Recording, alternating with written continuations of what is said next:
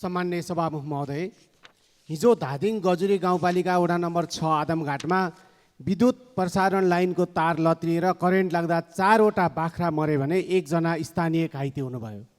बाख्रा मरेको र स्थानीय सामान्य घाइते भएको विषय जति सुन्दा सामान्य सुनिन्छ त्यति सामान्य छैन सभामुख महोदय।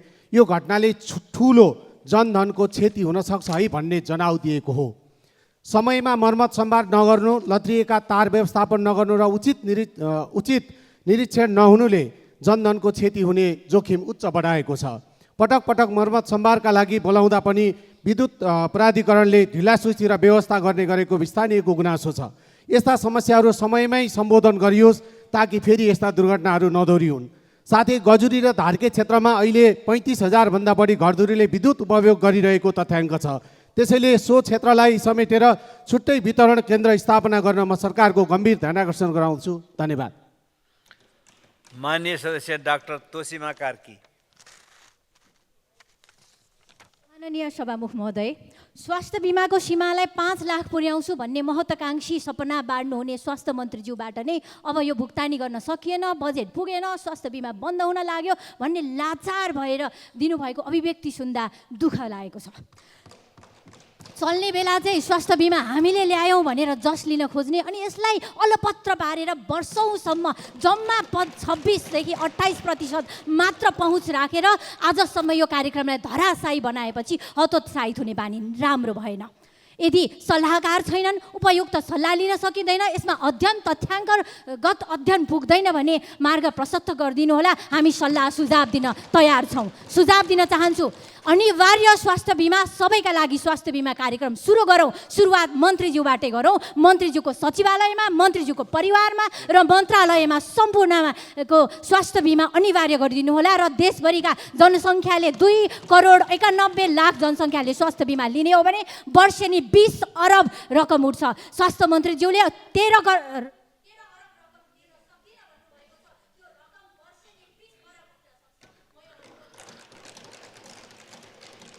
माननीय सदस्य दामोदर पौडेल बैरागी।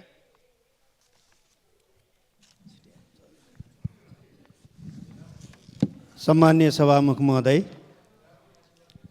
मेरो निर्वाचन क्षेत्रमा भौतिक पूर्वाधार मन्त्रालयमा पेश गरिएका सडकहरूमध्ये एउटा पनि सडक परेको रहन्छ, म ध्यानाकर्षण गराउन चाहन्छु। त्यसै गरी पोखरा महानगरपालिका र माछापुछ्रे गाउँपालिका जोड्ने सेतीमर्दी दोभानमा जलकेनीमा पक्की पुलको आवश्यकता देखिएको छ, त्यतातर्फ म ध्यानाकर्षण गराउन चाहन्छु। त्यसै गरी पोखरा महानगरपालिका 25 र 19 जोड्ने पुल भत्केको धेरै समय भयो, त्यसको बारेमा मैले धेरै पटक बोलिसकेँ, अहिले अन्तिम पटक बोल्दैछु। त्यसै गरी अन्नपूर्ण गाउँपालिका वडा नम्बर 3 अँधेरी खोलाको पक्की पुलको पनि अहिलेसम्म चाहिँ बजेट छुट्टिएको छैन, यस वर्ष बजेट छुट्टियोस्, म त्यहाँ ध्यानाकर्षण गराउन चाहन्छु। त्यसै गरी 70 सालदेखि सुरु भएको कृषि सडकको अन्नपूर्ण खण्ड जो पर्वत जोडिने सडक खण्ड पनि हो, त्यसमा चाहिँ बजेट अभावले अहिले पनि काम सुरु भएको छैन, त्यसको म ध्यानाकर्षण गराउन चाहन्छु। त्यसै गरी निर्वाचन क्षेत्र रणनीतिक सडक मेलबोर्डदेखि फेरि त्यही मेलबोर्डमा आएर जोडिने जुन सडक छ त्यो सडक खण्ड। माननीय सदस्य दीपक बहादुर सिंह। सभामुखज्यू, अस्ति भर्खर पोखरामा दीक्षान्त समारोह कार्यक्रममा एउटा मिठो शब्द प्रधानमन्त्रीज्यूले प्रयोग गर्नुभयो। तपाईहरू नेपालमा नै बसेर प्राप्त ज्ञानको देशमा सेवा गर्नुहोस् भन्नुभयो। तर हालै नेपालको सबैभन्दा उत्कृष्ट टिचिङ अस्पतालमा 43 जनाले MBBS पास गरेको मध्ये 41 जना विदेश जानको लागि नेपालमा आफ्नो भविष्य नदेखेपछि विदेशमा नै प्र्याक्टिस गरेर र बाँकी अध्ययन गर्न सम्बन्धित निकायमा आवेदन दिइसकेको छ। यस्तो विषयमा सम्बन्धित मन्त्रालयको ध्यान जाओस् भन्ने अनुरोध गर्दछु। यो हालको व्यवस्थाको लथालिङ्ग अवस्था हो। त्यसकारण यो देशमा नेता, कार्यकर्ता, कर्मचारी, तस्कर, भ्रष्टाचार र वृद्ध अभिभावक र साना बच्चाहरू मात्र नेपालमा बाँकी हुने भयो। यही हो गणतन्त्रको उपलब्धि। माननीय सदस्य दीपा शर्मा। सम्माननीय सभामुखज्यू, म चाहिँ बाँकेको नेपालगञ्ज, जो चाहिँ हामी सबै पश्चिमतिर जाँदा नेपालगञ्ज एयरपोर्ट झर्छौँ। त्यहाँदेखि जाँदाखेरि हामीले चाहिँ राजा एयरपोर्टदेखि कोलपुरसम्मको मूल सडक जो 11 किलोमिटर चाहिँ अलफास्ट गर्न जरुरी देखिएको छ, त्यसको चाहिँ ध्यान आकर्षण गराउन चाहन्छु सरकारसँग। यसको बजेटको व्यवस्था गर्नका लागि अनुरोध गर्छु। त्यसै गरी राजाको पूर्वपट्टि डुडुवा पुल जीर्ण अवस्थामा छ, यसको लागि पनि पक्की पुल निर्माण गर्नका लागि बजेटको व्यवस्था गर्न त्यत्तिकै जरुरी छ। निर्वाचन क्षेत्र रणनीतिक सडक जो डुडुवा गाउँपालिकाको मिलनचोकदेखि राजा एयरपोर्टसम्म जोड्ने 15 किलोमिटरमा 7 किलोमिटर कालोपत्रे भइसकेको छ, बाँकी 8 किलोमिटर बाँकी छ।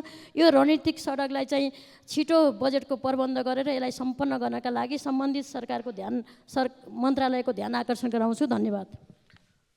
माननीय सदस्य देवेन्द्र पौडेल। सम्माननीय सभामुख महोदय, काहीँ नभएको जात्रा हाँडी गाउँमा भन्ने नेपाली उखान जस्तै ऊर्जा मन्त्रालयमा के भइरहेको छ सम्माननीय सभामुखज्यू? दुधकोशी जलविद्युतको सिइओ विमल गुरुङलाई कारबाही अथवा निष्कासन हो कि के हो, पत्र सार्वजनिक भएको छ। मन्त्रीको आलोचना गरेको कारणले सम्माननीय सभामुख महोदय, विद्युत नियमन आयोगले महसुल नतिर्नेहरूको लाइन काट्ने हो कि तिर्नेहरूको लाइन काट्ने हो? मैले पत्रिकामा पढे अनुसार जसले लाइन विद्युतको महसुल तिर्दैन उसैको लाइन नकाट्न भनेर यस्तो प्रकारको निर्देशन किन गरिएको होला सम्माननीय सभामुख महोदय? कुलमान घिसिङलाई बिहान हटाइन्छ, बेलुका हटाइन्छ, भोलि हटाइन्छ, पर्सि हटाइन्छ भनेर हल्ला गरेको हामी सुनिएको छ। उज्यालो नेपाल बनाएर के गल्ती गरे कुलमानले? घाटामा गएको विद्युत प्राधिकरणलाई नाफा गराएर के गल्ती गरे कुलमानले? मुलुकलाई लोड सेडिङ मुक्त गराएर के गल्ती गरे कुलमानले? भारत र बङ्गलादेशमा बिजुली बेच्ने निर्णय गराएर के गल्ती गरे कुलमानले? सम्माननीय सभामुख महोदय, बरु सम्मान गरेर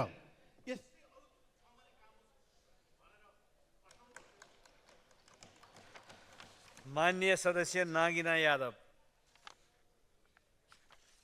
सम्माननीय सभामुख महोदय, अब हावाहुरीको समय आउँदैछ। चैत वैशाखमा प्राय जस्तो बढी नै हावाहुरी आउने र जसले गर्दा तराईका घना बस्तीहरूमा चाहिँ आग लागि हुँदाखेरि गाउँका गाउँ सखाप हुँदै आएको छ सभामुख महोदय। गत वर्ष पनि यस्ता घटनाहरू हुँदै आएको थियो। त्यसैले मैले सभामुख मार्फत सम्बन्धित मन्त्रालयमा आग्रह गर्न चाहन्छु कि यस्ता विपद व्यवस्थापनका लागि के कस्ता योजना बनाउनु भएको छ र यदि योजना बनेको छैन भने यसको पूर्व तयारीको योजना बनाउनलाई पनि पुनः आग्रह गर्न चाहन्छु र गत वर्ष आग लागीबाट क्षति भएका ती पीडितहरूलाई पनि उनको जुन बाँकी बक्यौता रकमहरू छ किस्ताको दोस्रो तेस्रो किस्ता त्यो पनि सहज रूपमा तुरन्त उपलब्ध गराउनलाई पनि म पुनः आग्रह गर्दै आफ्नो भनाइ यही राख्छु। हस्, धन्यवाद। माननीय सदस्य नारायण प्रकाश साउद।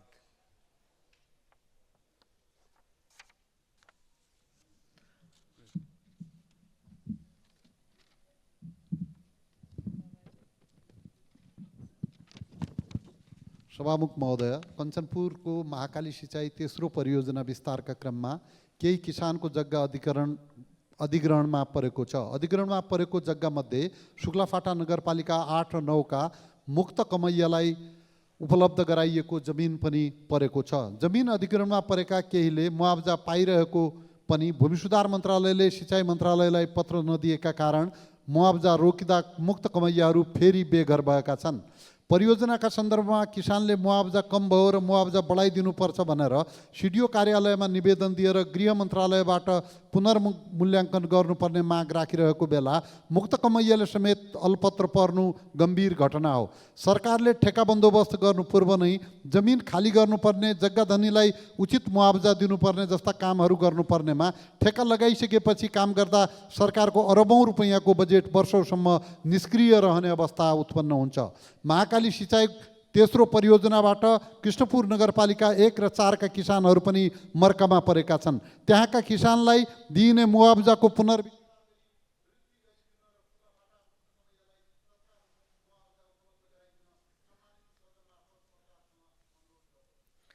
माननीय सदस्य नारायणी शर्मा।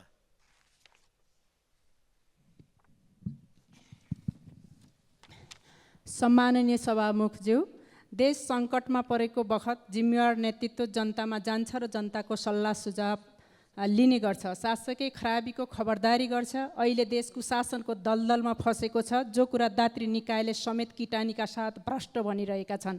अहिलेको अघिल्लो सरकारले सुरु गरेका सुशासनको अभियान पनि अहिलेको सरकारले बन्द गरे जस्तै छ। यो अभियानमा प्रमुख प्रतिपक्षी दल चुप लागेर बस्न सक्दैन र बस्न हुँदैन। त्यसैको लागि हाम्रो श्रद्धेय अध्यक्ष कमरेड प्रचण्डको नेतृत्वमा हाम्रा पार्टीका लिडरहरू झापाको कचनावटबाट हुलाक मार्ग केन्द्रित जनतासँग माओवादी तराई मधेस जागरण अभियान आज उद्घाटन भएको छ। नेकपा माओवादी केन्द्रले सुरु गरेको यो हुलाकी मार्गको अभियानको सफलताको शुभकामना। जनताले थाहा पाउनुपर्छ, जनतालाई गुमराहमा राख्न हुँदैन र पाइँदैन। त्यसकारण यो अभियान सफल होस् र सुशासनको मुद्दा राष्ट्रिय मुद्दा बन्न सकोस्। धन्यवाद। लाल सलाम। माननीय सदस्य निर्मला कोइराला।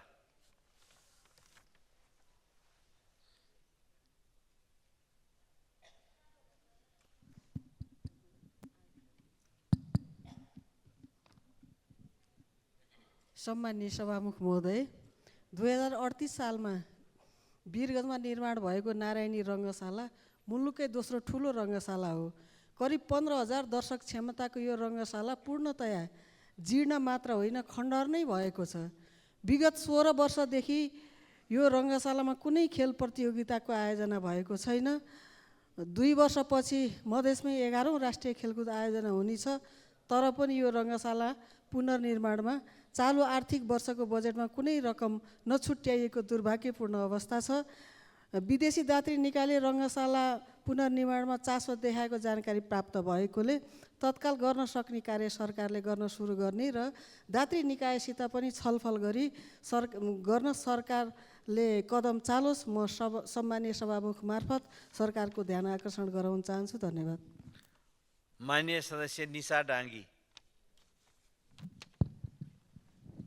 सम्माननीय सभामुख महोदय, केही दिन अगाडि डिजिटल कारोबार निशुल्क गर्ने माग राख्दै यो सदनमा बोलेको थिए र अर्थमन्त्रीज्यूलाई पत्र समेत बुझाएको थिए।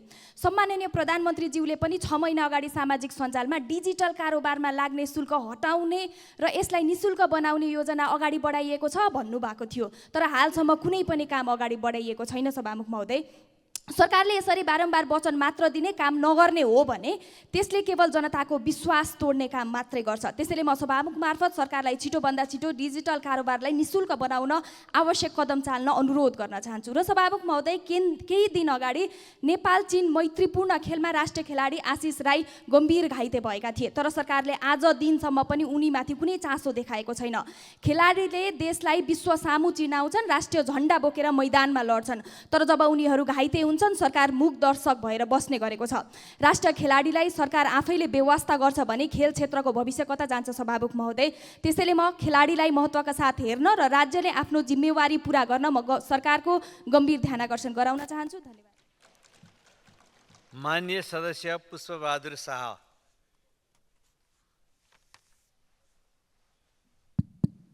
सम्माननीय सभामुख महोदय, अछाम चौरपाटी गाउँपालिकाकी 12 वर्षीय बालिकालाई भारतको सुरतमा 46 वर्षीय आफन्तबाटै पटक पटक बलात्कृत भएपछि 28 साताको गर्भ रहेको खुल्न आएको छ। फागुन 4 गते ती 46 वर्षीय पुरुषको नाममा अछाम जिल्ला प्रहरी कार्यालयमा जाहेरी दर्ता समेत भइसकेको अवस्था छ। हाल बालिकालाई जिल्लाको एक द्वार सङ्कट व्यवस्थापन केन्द्र OCMCको संरक्षणमा राखिएको छ। आरोपी भारतमै भएकोले तत्काल पक्राउ गरेर अनुसन्धानको दायरामा ल्याउन नसकिने अवस्था भएकोले इन्टरपोल मार्फत भारतीय प्रहरीसँग सहकार्य गरी आरोपीलाई पक्राउ गरी अनुसन्धानको दायरामा ल्याई कडाभन्दा कडा सजाय गर्न नेपाल सरकारसँग जोडदार माग गर्दछु। धन्यवाद। माननीय सदस्य पूर्णबहादुर घरती मगर। सम्मान्य सभामुख महोदय, नेपाल संयुक्त राज्य अन्तर्राष्ट्रिय विकास नियोग USAID करिब 1951देखि सञ्चालनमा हुँदै आइराखेको छ। भर्खरै निर्वाचित अमेरिकी राष्ट्रपति डोनाल्ड ट्रम्पले अमेरिका अब युद्धतिर होइन, अमेरिकाको आर्थिक समृद्धिको दिशातिर जानुपर्छ भनेर त्यो रणनीति अन्तर्गत नेपालमा सञ्चालित MCC वित्तीय सङ्घीय शुद्धिकरण र जैविक विविधता संरक्षण लगायतका विभिन्न कार्यक्रमहरूलाई स्थगित गरेका छन्। स्थगित मात्र उहाँले गर्नु भएन कि नेपालमा सञ्चालित ती नियोगहरूलाई आयोजनाहरूलाई फ्रड समेत पनि भन्न गर्नुभयो। यो दुई देशको बिचको समझदारी अनुसार सम्झौता अनुसार लागू गरिएका योजनाहरूलाई एकपक्षीय ढङ्गले अमेरिकाले यसलाई स्थगित गर्नु र फ्रड भन्ने कुरा यो वास्तवमा कूटनीतिक मर्यादा विपरीत छ र यसका सन्दर्भमा नेपाल सरकारले बोल्न जरुरी छ, यसका बारेमा चाहिँ आफ्नो मुख खोल्न जरुरी छ र यदि त्यो फ्रड नै हो भने त्यस्ता संस्थाहरूको संसदीय एउटा विशेष छानबिन आयोग गठन गरेर त्यो फ्रडहरू भनेको के हो त्यसको छानबिन गर्न। माननीय सदस्य प्रतीक्षा तिवारी।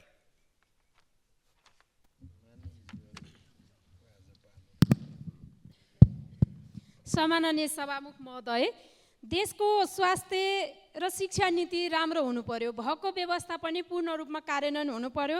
नेपालको शिक्षा नीति प्रभावकारी नहुँदा संविधानको धारा 31 र धारा 51(ज)(1) को व्यवस्था पूर्ण रूपमा कार्यान्वयन नहुँदा +2 पास गरेर विद्यार्थीहरू विदेश अध्ययन गर्ने जाने क्रम दैनिक बढ्दो छ।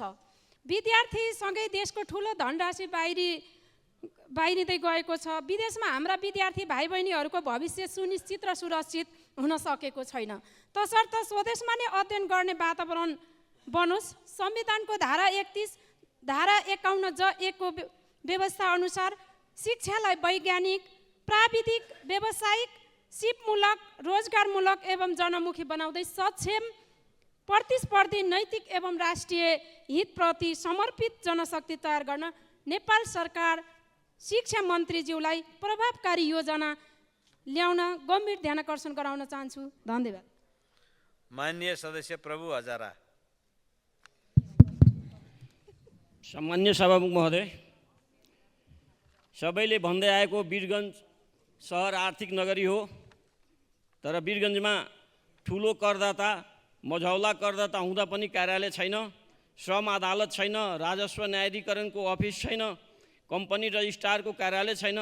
यी सम्पूर्ण इकाइ कार्यालयहरू वीरगञ्जमा यथाशीघ्र खोल्न सरकारसँग जोरदार माग गर्दछु। साथै वीरगञ्जको पुरानो क्याम्पस ठाकुराम बहुमुखी क्याम्पसको भौतिक संरचनाहरू सुधार गर्नुपर्नेछ। त्यस कारणले त्रिभुवन युनिभर्सिटी, शिक्षा मन्त्रालय र नेपाल सरकारको मैले यथाशीघ्र ध्यान आकर्षण गर्दै भौतिक संरचनाको सुधार गर्नलाई माग गर्दछु। हवस्, धन्यवाद। माननीय सदस्य प्रेम बहादुर महर्जन।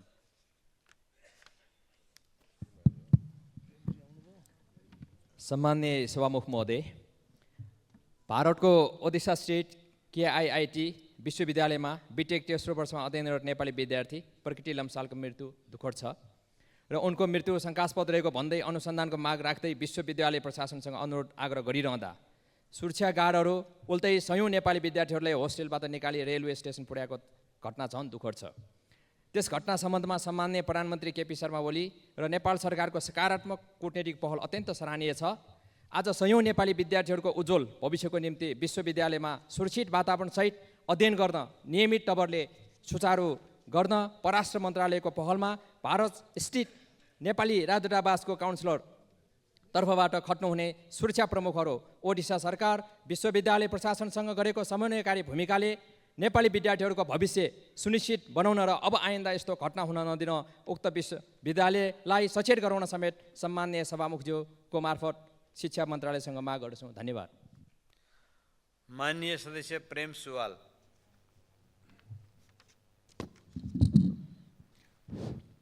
सभामुख महोदय, 58वटा गरिब देशका लागि सन् 2022मा जलवायु सम्बन्धी योजनामा 28 अर्ब डलर भित्रिएको, तर त्यसको ऋण तिर्न ती देशबाट 58 अर्ब डलर बाहिरिएको सार्वजनिक भयो। विश्वको 1% सङ्ख्यामा रहेको धनाढ्यहरूले 10 दिनमा फालेको कार्बन विश्वका आधा विपन्न जनसङ्ख्याले फाल्ने कार्बन बराबर भएको सार्वजनिक भयो।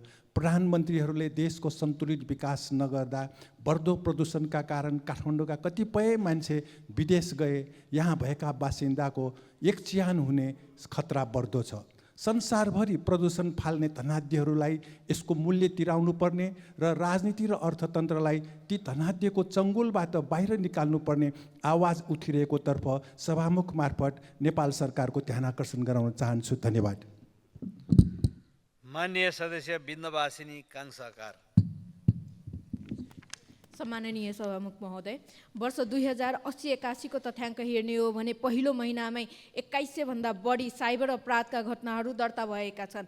नेपालमा साइबर अपराधको अवस्था चिन्ताजनक बनेको छ। जिल्ला प्रहरी कार्यालयहरूमा प्रविधि विशेषज्ञता र तालिम प्राप्त जनशक्तिको अभावले गर्दा अधिकांश घटनाहरू भोटाइटे स्टेट साइबर ब्युरोमा सारिन्छ, जहाँ 106 जना मध्ये मात्र 28 जना आइटी विभागमा कार्यरत छन्।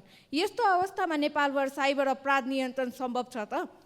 फेक आइडीको प्रयोग बढ्दो छ, जसले सर्वसाधारणलाई ठगी र धोकाधडीमा फसाउने समस्या निम्त्याएको छ। कानुनी संरक्षणको अभावले नागरिकलाई सुरक्षित रहन कठिन भइरहेको छ। तसर्थ साइबर सुरक्षा सुदृढ गर्न प्राविधिक विशेषज्ञता विकास, सुरक्षा संस्थाहरूको तालिम, जनचेतना कार्यक्रम, स्रोत साधनको सन्तुलित वितरण, साइबर सुरक्षा जनशक्ति वृद्धि र फेक आइडीको नियमन आवश्यक छ।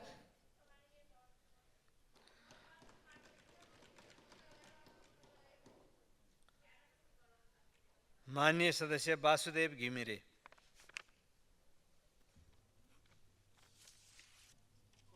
सभामुख महोदय, नगररहित कारोबारसँगै डिजिटल भुक्तानी सहज, सुरक्षित र पारदर्शी बनेको छ। यसले ब्याङ्किङ पहुँच नपुगेका क्षेत्रलाई वित्तीय प्रणालीमा समेट्न सहयोग पुर्याएको छ। तर हाल क्युआर कोडबाट गरिने प्रत्येक कारोबारमा लाग्ने ₹11.30 सेवा शुल्क साना साना कारोबारका लागि महँगो साबित भएको छ।